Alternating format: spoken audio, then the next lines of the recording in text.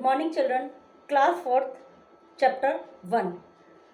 Sentence. Types of sentence, parts of sentence, affirmative and negative sentence, declarative sentence, interrogative sentence. Hello friends, I am, यहाँ पर अपना नाम लिखेंगे. I study in, class लिखेंगे अपनी. Types of sentence. A sentence is a group of words that make complete sense. There are 4 types of sentence. एक sentence, एक वाक्य शब्दों का वह समूह है जिसका कंप्लीट सेंस हो, जिसका क्लियर मीनिंग हो.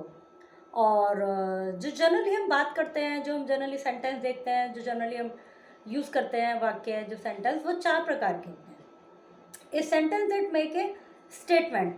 एक ऐसा सेंटेंस जिसमें कोई स्टेटमेंट हो, कोई बात कही गई हो, तो वो कहलाता है डिक्लेरेटिव सेंटेंस. और it ends with full stop से एंड होता है. It was a warm sunny day.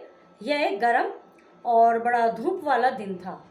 A sentence that ask a question. एक ऐसा सेंटेंस जिसमें कोई क्वेश्चन पूछा जा रहा है, उसको इंटेरोगेटिव सेंटेंस कहते हैं. It ends with question mark, और ये क्वेश्चन मार्क से एंड होता है. Will you come along with me. क्या आप मेरे साथ आएंगे. और a sentence that express a command, request, some advice is called an imperative sentence. एक ऐसा वाक्य जिसमें कोई कमांड किया गया हो, कोई एडवाइस की गई हो, कोई रिक्वेस्ट की गई हो, तो उनको हम इंपेरेटिव सेंटेंस कहते हैं. It ends with full stop से एंड होते हैं. Go with him now. Go with him मतलब स्टार्टिंग में ही वर्ब आ गई, और जिसमें ये क्या कहते हैं, सब्जेक्ट हिडन होता है. जैसे इस सेंटेंस में कोई सब्जेक्ट नहीं दिया हुआ, तो इसमें हिडन सब्जेक्ट जो माना जाता है वो यू माना जाता है. तो यदि हम किसी से कह रहे हैं कि गो विद मी, तो किसी से तो कह रहे होंगे, तो इसका मतलब you go with him now. यदि हम यू लगा देंगे, और ये हमने क्या है, शुरू में वर्ब लगाई है, तो ऐसे जिसमें एक इनकी ये भी पहचान है, जिसमें स्टार्टिंग में वर्ब होती है वो इंपेरेटिव सेंटेंस होते हैं, और जिसमें कोई कमांड है, कोई रिक्वेस्ट है और कोई एडवाइस है, तो वो इंपेरेटिव सेंटेंस कहलाते हैं. ए सेंटेंस दैट एक्सप्रेस एक्साइटमेंट और other strong feeling.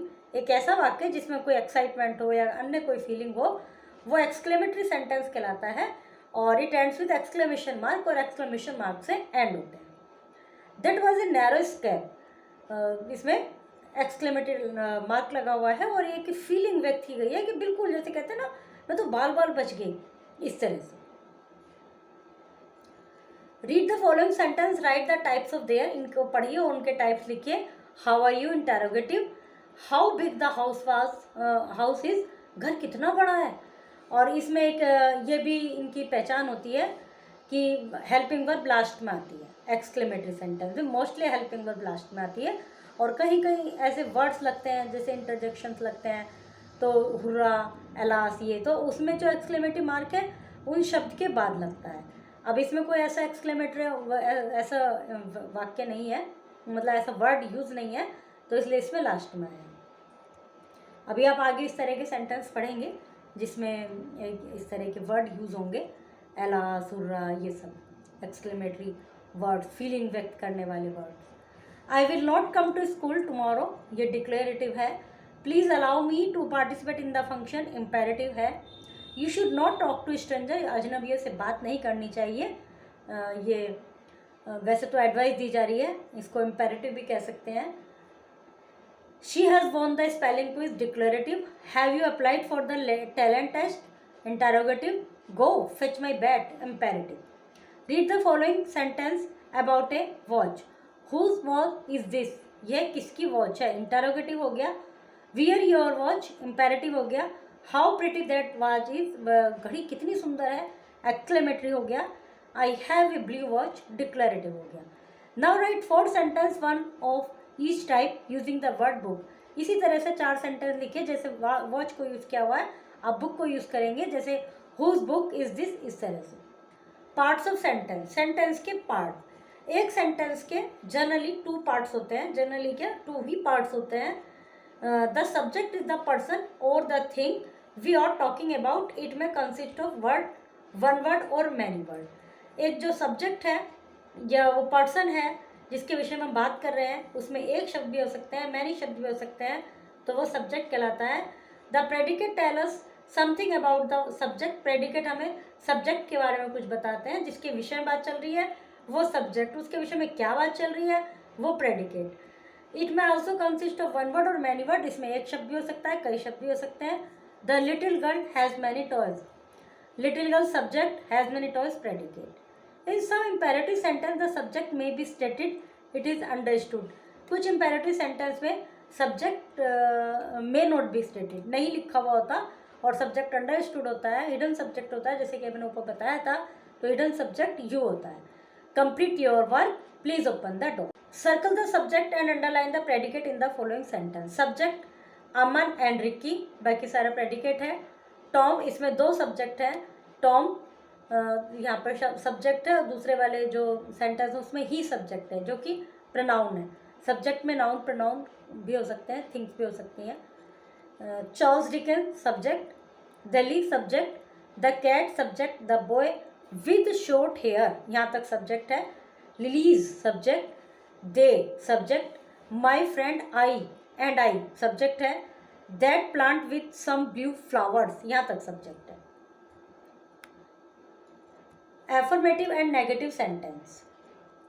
Declarative sentence दो प्रकार के होते हैं, वो एफर्मेटिव भी हो सकते हैं और नेगेटिव भी हो सकते हैं। जैसे I have a pet parrot, और नेगेटिव में I don't have a pet parrot, I have no pet parrot. Declaration है बट नेगेटिव में है, ऊपर वाले में डिक्लेरेशन है बट पॉजिटिव में। They collected shells on the beach, they did not collect shells on the beach. It was raining, it was not raining. और wasn't इस तरह से भी यूज़ कर सकते हैं इनकी शॉर्ट फॉर्म में। I have done my work, I have not done my work. Affirmative sentence और positive sentence, they tell us or affirm what the subject of the sentence is, does or has। Affirmative sentence positive sentence होते हैं, वे में बताते हैं कि sentence का subject क्या कर रहा है या उसके पास क्या है। Negative sentence have the words no और नोट, नेगेटिव सेंटेंस में नो और नोट इस तरह के वर्ड्स होते हैं। They are used to deny और कॉन्ट्राडिक्ट समथिंग, वे मना करने के लिए यूज़ होते हैं या किसी चीज़ का कॉन्ट्राडिक्शन में मतलब अपोजिशन में यूज़ होते हैं। We often use contraction with short negative sentence, हम इनको कॉन्ट्रैक्शन को शॉर्ट नेगेटिव फॉर्म में भी यूज़ करते हैं, but not with short affirmative answer. लेकिन एफर्मेटिव आंसर में यदि हम शॉर्ट एफर्मेटिव आंसर नहीं यूज़ करते, शॉर्ट नेगेटिव तो यूज़ करते हैं बट शॉर्ट एफर्मेटिव यूज़ नहीं करते। Affirmative, yes I have, we do not write yes I, इस तरह से नहीं लिखते, यस आई हैव लिखते हैं। और नेगेटिव में no I haven't. We have to add helping verb to many affirmative sentence to change them into negative sentence। बहुत सारे affirmative sentence ऐसे होते हैं, यदि किसी भी affirmative sentence में verb है helping verb, तो उसमें हम उसके बाद नोट लगा देते हैं तो उससे वो नेगेटिव बन जाता है। लेकिन कुछ सेंटेंस ऐसे होते हैं जैसे प्रेजेंट, सिंपल प्रेजेंट और सिंपल पास्ट, इनमें हेल्पिंग वर्ब नहीं होती, तो ऐसे सेंटेंस में हम हेल्पिंग वर्ब लगाते हैं और तब उसको नेगेटिव बनाते हैं। जैसे सावी कंप्लीटेड हर वर्क फास्ट, तो कंप्लीटेड सेकंड फॉर्म है तो इसका मतलब हम क्या लगाएंगे इसमें, डिड नॉट लगाएंगे, सावी डिड नॉट कंप्लीट। और when the verb is made up of more than one word we put not, जब एक से ज़्यादा जो वर्ब है उसमें एक से ज़्यादा शब्द है, मतलब एक से ज़्यादा शब्द से तात्पर्य यही है कि हेल्पिंग वर्ब है, तो हम उसके बाद नोट लगा देते हैं। Change the following affirmative sentence into negative sentence. Marty is angry with Messy, तो इसके बाद नोट लग जाएगा। चार्ल्स वर्क्स, वर्क्स यहाँ पर हेल्पिंग वर्ब नहीं है तो does not work. I came helping verb नहीं है, I did not came. Andy will, will helping verb है तो will not. David donated helping verb नहीं है तो डोनेटेड सेकंड फॉर्म है तो डिड नॉट डोनेट। डिक्लेरेटिव और इंटेरोगेटिव सेंटेंस, जिस तरह से डिक्लेरेटिव सेंटेंस को नेगेटिव बनाया जाता है उसी प्रकार से डिक्लेरेटिव सेंटेंस को इंटेरोगेटिव बनाते हैं हम। यदि हेल्पिंग वर्ब होती है तो हम हेल्पिंग वर्ब को शुरू में लगा देते हैं, और जैसे कि हमने ऊपर देखा था कि कुछ सेंटेंस में हेल्पिंग वर्ब नहीं होती तो उसमें अपने हेल्पिंग वर्ब यूज़ करके फिर उस हेल्पिंग वर्ब को शुरू में लगाते हैं। जैसे the bees will collect pollen to many to make honeys, तो विल हेल्पिंग वर्ब है, विल को हमने शुरू में लगा दिया, क्वेश्चन मार्क लगा दिया। You can hear A train whistle, इसमें कैन हेल्पिंग वर्ब है, हमने कैन को शुरू में लगा दिया और क्वेश्चन मार्क लगा दिया। Rhino is 10 years old, is helping verb है, हमने इसको शुरू में लगा दिया और इंटरोगेटिव मार्क लगा दिया। डिक्लेरेटिव से और state something, they end with a full stop. Declarative कुछ कहते हैं, उसमें कुछ कहा जाता है, फुल स्टॉप से एंड होते हैं। Interrogative sentence ask a question, they end with question mark, वे क्वेश्चन मार्क से एंड होते हैं. We can call declarative sentence simply statement और negative interrogative sentence question. Declarative sentence को स्टेटमेंट भी कह सकते हैं और इंटरोगेटिव सेंटेंस को हम क्वेश्चंस भी कह सकते हैं. We can change a declarative sentence into interrogative sentence by changing the order of the words. Declarative sentence में वर्ड ऑर्डर चेंज करके हम उसका इंटरोगेटिव सेंटेंस बनाते हैं. जैसे Bono is your pet dog, तो is Bono your pet dog. The food was very tasty, was the food very tasty, तो question mark. अब इसमें यही करना है, change the declarative sentence into interrogative. और फर्स्ट में कैन है उसको शुरू में लगा देंगे, सेकंड में इज है उसको शुरू में लगा देंगे, थर्ड में विल है उसको शुरू में लगा देंगे, फोर्थ में हैज़ है उसको शुरू में लगा देंगे, 5 में कैन है उसको शुरू में लगा देंगे. Change the following question into statement. अभी हमने क्या किया था, हेल्पिंग वर्ब को शुरू में लगाया था, अब हम हेल्पिंग वर्ब को सब्जेक्ट के बाद लगा देंगे. समबडी इज जंपिंग, जिनीनिया can, you were, you will, that is, इस तरह से.